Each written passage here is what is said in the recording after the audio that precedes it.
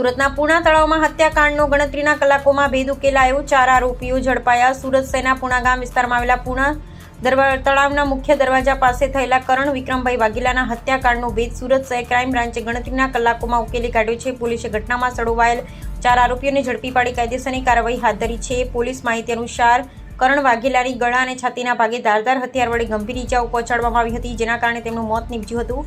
બનાવ બાદ પૂણા પોલીસ સ્ટેશનમાં અજાણ્યા આરોપીઓ વિરુદ્ધ હત્યાનો ગુનો નોંધવામાં આવ્યો હતો. ઘટનાની ગંભીરતાને ધ્યાનમાં રાખી સુરત શહેર પોલીસ કમિશનર અને ઉચ્ચ અધિકારીઓના માર્ગદર્શન હેઠળ ક્રાઇમ બ્રાન્ચની અલગ અલગ ટીમો રચવામાં આવી હતી. ટીમોએ સીસીટીવી ફૂટેજ, ટેકનિકલ સર્વેલન્સ અને હ્યુમન ઇન્ટેલિજન્સના આધારે તપાસ શરૂ કરી હતી. તપાસ દરમિયાન સામે આવ્યું કે હત્યા પાછળ વ્યક્તિગત અદાવત અને અનૈતિક સંબંધોની શંકા મુખ્ય કારણ હતી. મૃતક કરણ વાઘેલા અને મુખ્ય આરોપી અજીત ભરતભાઈ વાઘેલા એક જ ગામના તેમજ કૌટુંબિક સંબંધ ધરાવતા હતા. કરણના અજીતની પત્ની સાથે સંબંધ હોવાની શંકાને લઈ બંને વચ્ચે અગાઉ પણ અનેક વખત ઝઘડા થયા હતા. પોલીસ તપાસ મુજબ 10 દિવસ પહેલા અજીત પોતાની પત્ની સાથે સુરતમાં સસરાના ઘરે રહેવા આવ્યો હતો. દરમિયાન કરણ ફરીથી અજીતની પત્નીને મળવા સુરત આવ્યો હોવાની જાણ થતાં અજીત પોતાના મિત્રને બોલાવી યોજના બનાવી હતી. પૂણા તળાવ પાસે કરણ પહોંચતા અજીત તેનું માસિયાઈ ભાઈ વીર વાઘેલા, સસરા જયંતિભાઈ પરમાર અને મિત્ર રાહુલ પરમારે મળી તેના પર છરી, પાઇપ વડે, ધોકા વડે, હથિયાર વડે હુમલો કર્યો. ગંભીર ઇજાને કારણે કરણનું ઘટના સ્થળે જ મોત નીપજ્યું. ક્રાઇમ બ્રાન્ચે ટેકનિકલ અને હ્યુમન ઇન્ટેલિજન્સના આધારે